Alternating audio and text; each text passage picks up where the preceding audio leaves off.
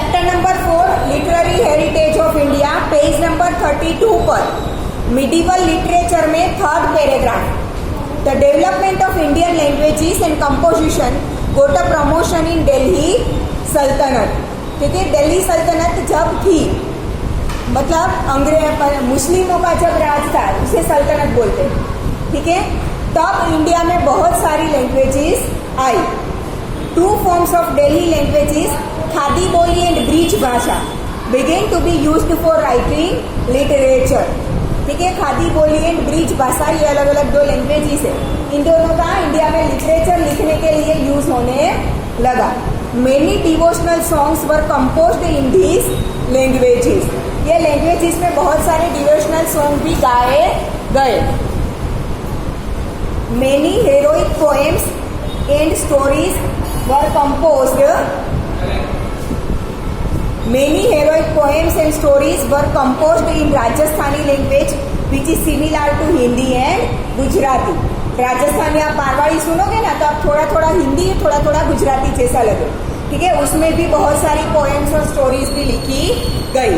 The heroic works like Alha, Udal and Visaldev Raso were popular at that time.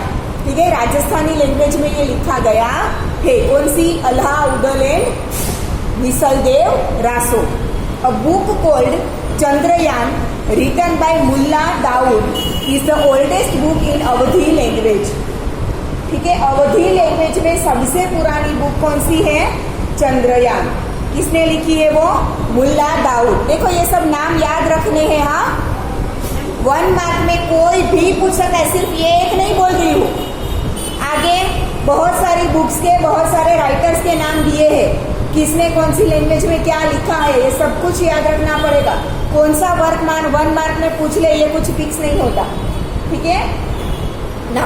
However the critical appreciation of the ancient books was still written in Sanskrit language. Critical appreciation मतलब सबसे ज्यादा ancient book अगर हम देखें तो सबसे ज्यादा संस्कृत लैंग्वेज में ही लिखी गई है। जरा जरा आगे જોવાનું કેટલું લઈશ?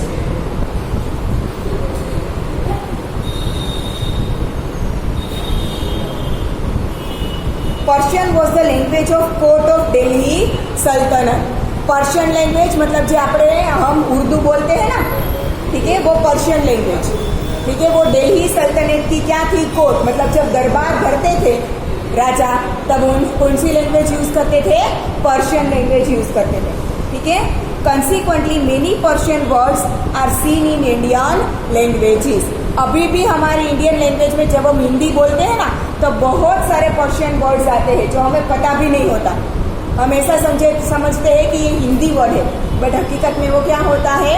पर्शियन होता है। ठीक है, many historians emerged out during this period. We get proper description of Indian history through Turkish writer in Persian language. ठीक है, टर्की के एक राइटर ने पर्शियन लैंग्वेज में इंडिया की हिस्ट्री के बारे में बहुत कुछ लिखा है, जहाँ से हमें इंडिया की हिस्ट्री के बारे में बहुत सारा नॉलेज मिलता है। ज़ियाउद्दीन बरानी wrote the Tarikh e Firoz Shahi which gives a detailed account of the region of the Khilji and Tughlaq kings. ठीक है, सबसे पहले मुस्लिम वंश इंडिया में कहाँ से स्टार्ट हुआ? खिलजी वंश। कहाँ से स्टार्ट हुआ? खिलजी से। खिलजी के बाद तुगलक, तुगलक के बाद लोधी, और लोधी के बाद मुगल।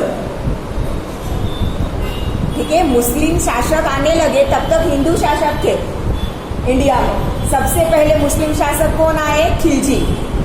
खिलजी के बाद वो अलाउद्दीन खिलजी वाला पता है ना, वो सारे खिलजी। खिलजी के बाद तुगलक। ठीक है, तुगलक के बाद लोधी, और लोधी कौन से लोधी को हराया था बाबर ने? इब्राहिम लोधी को बाबर ने हराया था, जहां से लोधी वंश खत्म हुआ और मुगल वंश स्टार्ट हुआ। ठीक है ना। ज़ियाउद्दीन बरानी wrote the Tarikh e Firoz Shahi which gives a detailed account of the region of the Khilji and Tughlaq kings. ठीक है, किसने? ज़ियाउद्दीन बरानी ने। तारीख फिरोज शाही नाम की बुक लिखी है। उसमें से हमें खिलजी और तुगलक वंश के बारे में बहुत सारा जानने को मिलता है। ठीक है।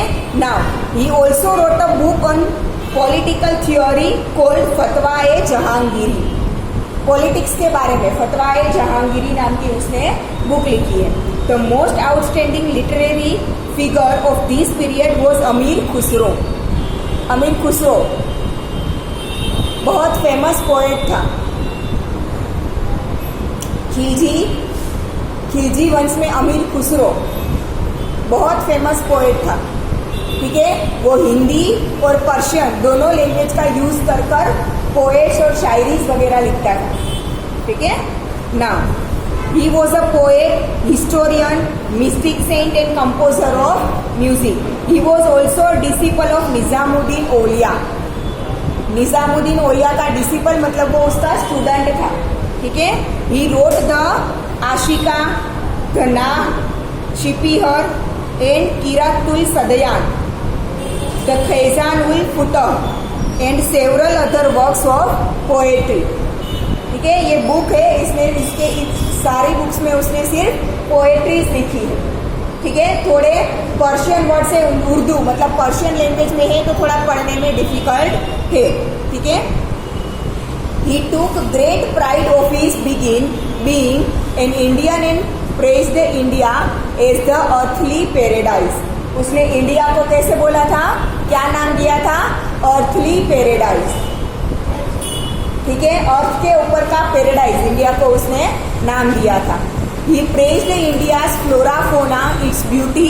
फ्लोरा फोना पता है ना, फ्लोरा फोना क्या होता है। फ्लोरा मतलब फूल, झाड़, वृक्ष वगैरह और फोना मतलब एनिमल्स।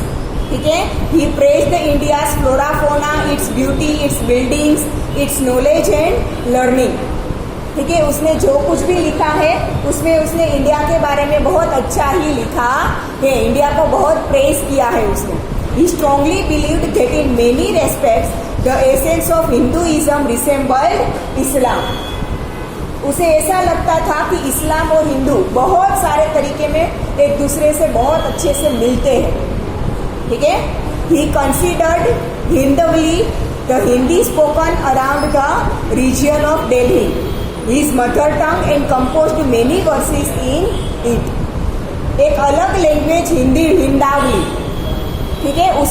उसने ऐसा बोला था कि मेरी मदर टंग हिंदावली है। जैसे मैंने बोला ना कि वो पर्शियन और हिंदी दोनों लैंग्वेजेस का यूज कर पोएम्स वगैरह लिखता था, शायरी वगैरह लिखता था। तो उस लैंग्वेज को उसने क्या नाम दिया, हिंदावली। और वो बोलता था कि हिंदावली मेरी मदर टंग है। और दिल्ली के आसपास इस लैंग्वेज को उसने बहुत फैलाया था। ठीक है। He composed verses in many languages. उसके अलावा भी बहुत सारी लैंग्वेजेस में उसने लिखा है। He wrote a number of bilingual quatrains and verses in Hindi and Persian. The healthy tradition started by him continued for centuries after him. Healthy tradition मतलब इस्लाम और हिंदुइज्म दोनों को साथ में लेकर चलना, ना ही सिर्फ हिंदुइज्म ना ही सिर्फ इस्लाम, दोनों को एक साथ रखना, दोनों को एक साथ रखकर चलना और एक दूसरे के समान वैल्यू देना। ठीक है। ये अमीर खुसरो ने स्टार्ट किया था और उसके मरने के बाद भी बहुत सेंचुरीज तक ये चालू रहा था। ठीक है। The regional kings gave a great impetus to religion, languages and literature. Bhakti saints preached in the languages of the people. Many of them like Kabir were great poets. ठीक है। हिंदी लैंग्वेज में देखे तो कबीर, ठीक है, बहुत बड़ा पोएट था। Bhojpuri and Awadhi were the major dialects during those days. The works of Kabir are chiefly composed in Sadhukkadi. Among the Kabir's dohas have become a part of folklore. Kabir ना दोहा, लोकगीत में बहुत सारे कबीर के ऐसे दोहे बोले जाते हैं। मालिक मोहम्मद जयासी रोट पद्मावत इन अवधी।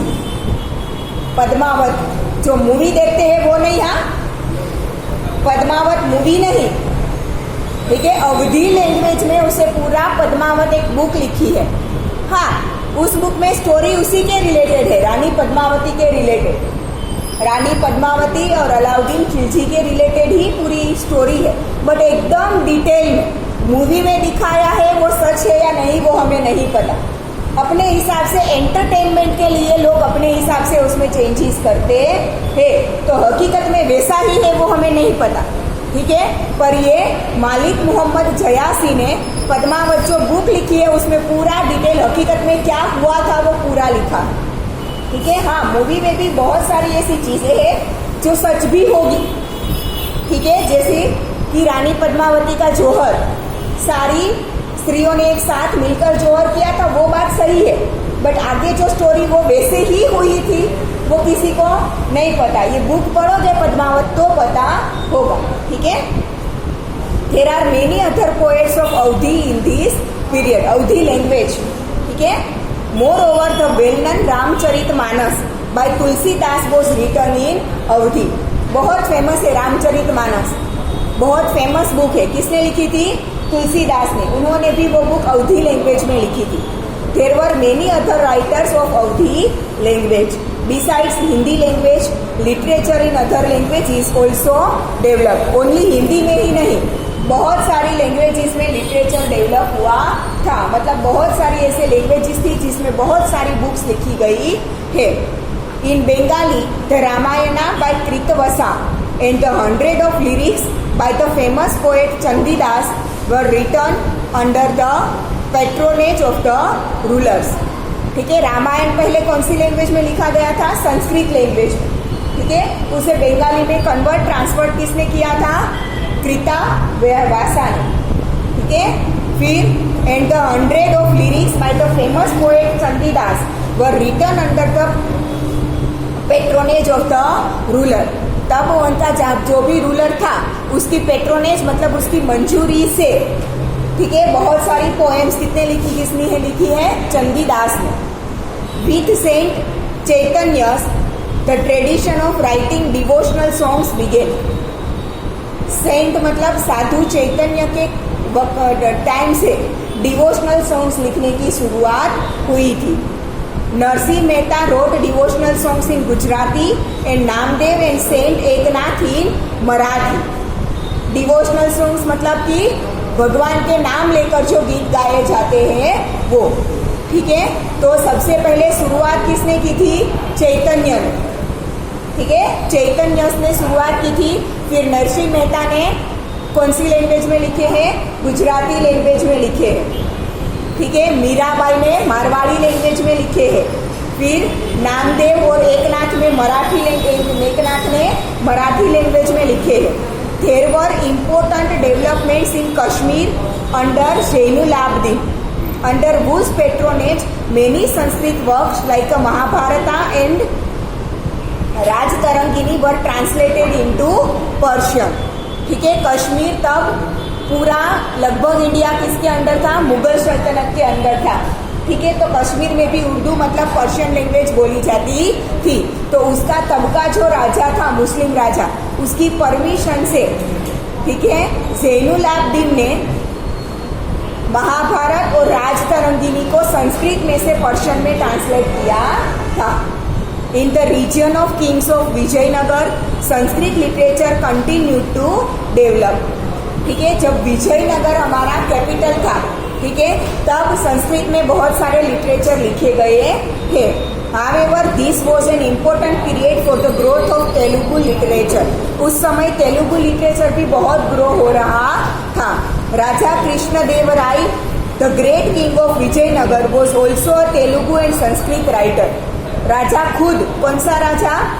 राजा कृष्णदेवराय, वो खुद संस्कृत और तेलुगु में लिटरेचर लिखता था। He wrote the Amuktamalyada Telugu language में, अमुक्ता मलय, ठीक है, एक नाम बुक उसने लिखी है। As in art and architecture the Mughal period also saw great development in literature, ठीक है। मुगल सल्तनत के वक्त आर्ट और आर्किटेक्चर में भी बहुत ज्यादा डेवलपमेंट हुआ है। Babur, the first Mughal ruler, was one of the pioneers of Turkish poetry and also the author of a very valuable autography Tuzuk e Babur in Turkish. Tuzuk e Babur, जिसे बाबर नामा भी बोलते हैं। तुजुक ए बाबर को क्या बोलते हैं? बाबर नामा। बाबर ने अपनी पूरी बायोग्राफी उसमें लिखी है। ठीक है, वो जब 14 इयर्स का था तब से वो राजा बन गया था। 14 इयर्स की एज में उसके फादर की डेथ हो गई थी। ठीक है, तो वो क्या बन गया? राजा बन गया। तब वो इंडिया में नहीं था। इंडिया में तो जब वो शायद 35 या 40 इयर्स का था तब आया था। ठीक है, पहले उसने पर्शिया में वहां पर राज किया, फिर वो इंडिया में काबुल में था लास्ट में। वो बहुत सारी जगहों पे घुमा है। एक जगह छोड़कर दूसरी जगह का राजा बना, दूसरी से छोड़कर तीसरी जगह का राजा बना। फाइनली वो काबुल में था। काबुल अब कहाँ पर है? अफगानिस्तान में अभी है। अभी काबुल कहाँ पर है? अफगानिस्तान। फिर काबुल से वो इंडिया आया था। हिंदू कुश, कश्मीर से ऊपर के ऊपर जाओ ना तो अफगानिस्तान, काबुल और कश्मीर के बीच में एक बहुत बड़ी लैंड है जो हिंदू कुश के नाम से जानी जाती है। हिमालय और काबुल के बीच में। ठीक है, वो लैंड हिंदू कुश पर ही, उसे ही पानीपत बोला गया है। और वहीं पर पानीपत का फर्स्ट युद्ध हुआ था इब्राहिम लोधी और बाबर के बीच में। ठीक है, इब्राहिम लोधी उसमें हार गया और मुगल सल्तनत इंडिया में स्टार्ट हुई। ठीक है, तो बाबर ने पर्शियन लैंग्वेज में अपना बाबरनामा मतलब तुजुक ए बाबर अपनी बायोग्राफी लिखी है। वो खुद टर्किश या तो पर्शियन लैंग्वेज में पोएट्रीज भी लिखता था। ठीक है, which was later translated into Persian entitled as Baburnama है। ठीक है, पहले उसने टर्किश लैंग्वेज में तुजुक ए बाबर लिखा था, फिर उसका पर्शियन में ट्रांसलेशन किया गया बाबरनामा में। ठीक है, उस बुक को पर्शियन लैंग्वेज में क्या नाम दिया गया? बाबरनामा। ठीक है, Gulbadan Begum sister of emperor Humayun wrote Humayunnama. Gulbadan बेगम हुमायूं की, हुमायूं कौन है? बाबर का बेटा।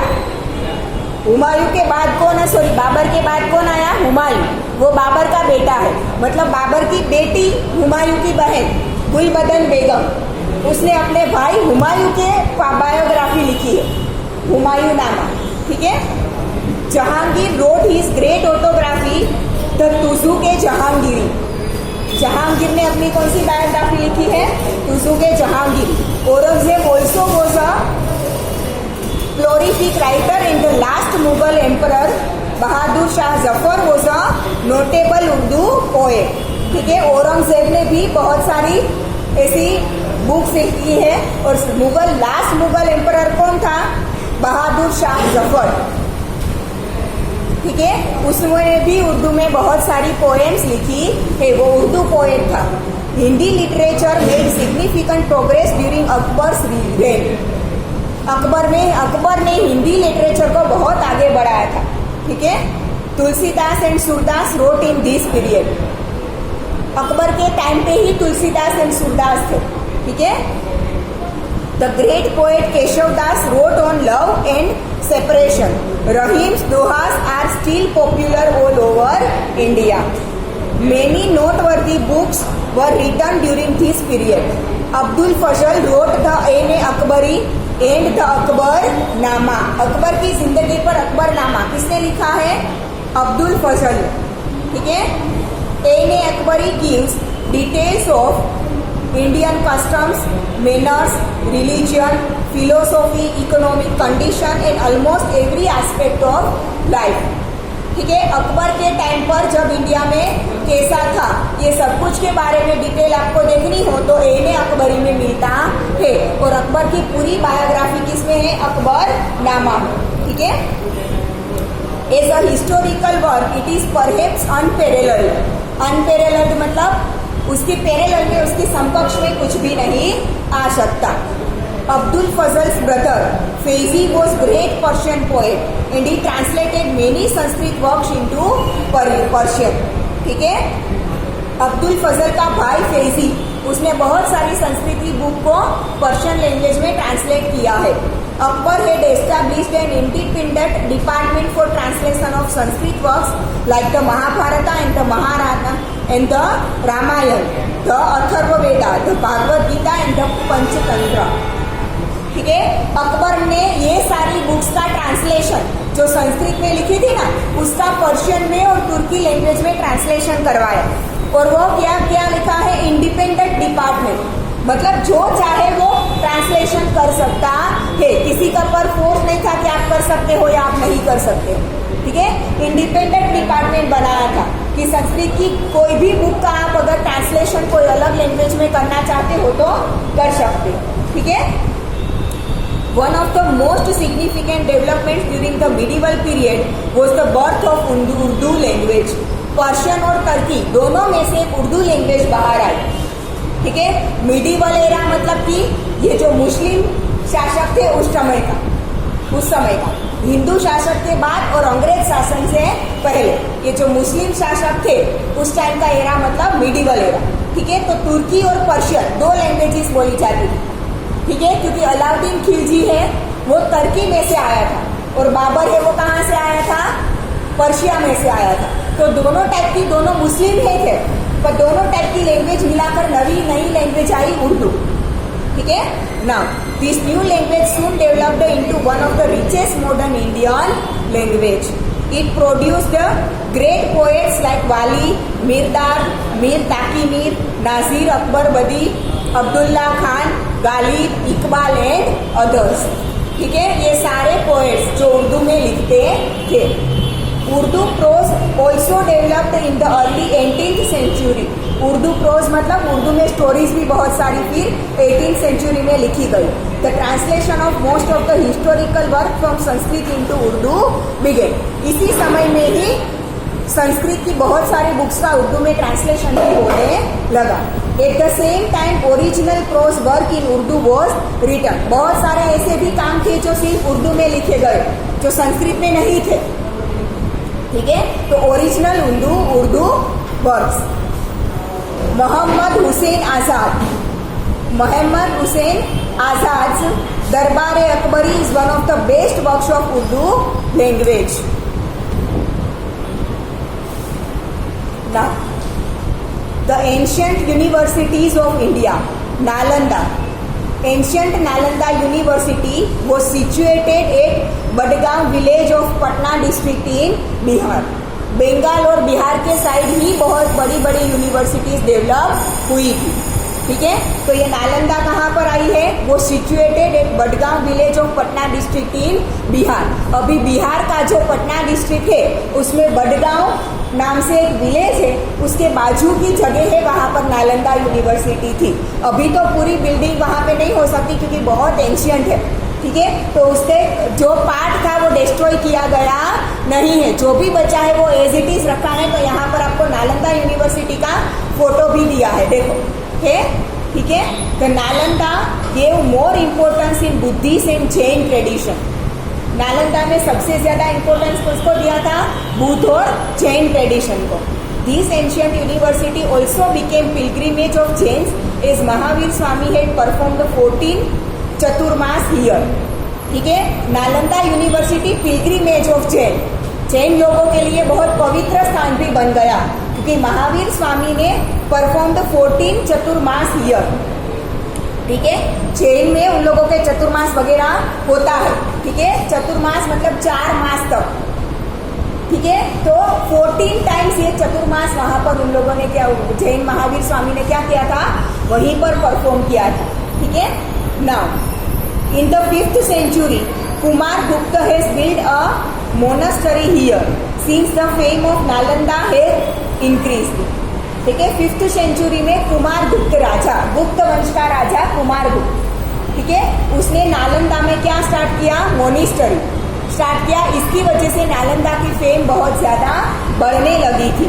There were thousand of priceless treasure of manuscripts. This was a pious place of Indian culture.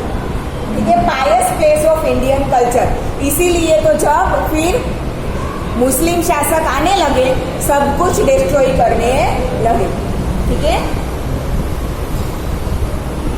This was a pious place of Indian culture. Students from various part of the world used to come here for study. Only India के नहीं, पूरे world से बहुत सारे students यहाँ पर study के लिए आते थे। The great traveller Hiuen Tsang also came here. Today only the ruins of the great university, ठीक है, उसके बहुत सिर्फ टुकड़े ही बचे हैं। But amidst the ruins one can visualise the glorious culture of India. वो टुकड़ों को देखकर भी हमें लगता है कि इंडिया का कल्चर कितना ग्लोरियस था, ठीक है। A student who passed out from Nalanda was considered the ideal student of India. जो नालंदा से पास होकर जो स्टूडेंट्स निकलते थे ना, उसे इंडिया के आइडियल मतलब कि बहुत मेन स्टूडेंट्स माने जाते थे। During 5th to 11th century, education was based at Nalanda, and in India at that time the best libraries of the world were available, ठीक है।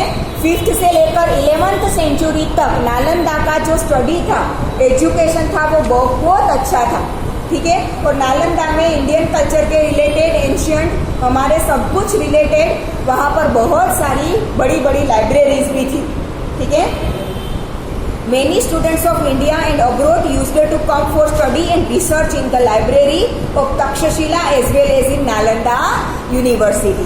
नालंदा और तक्षशिला यूनिवर्सिटी, नालंदा तक्षशिला भी वहाँ पर ही है, उसी तरफ बिहार बंगाल की तरफ, ठीक है।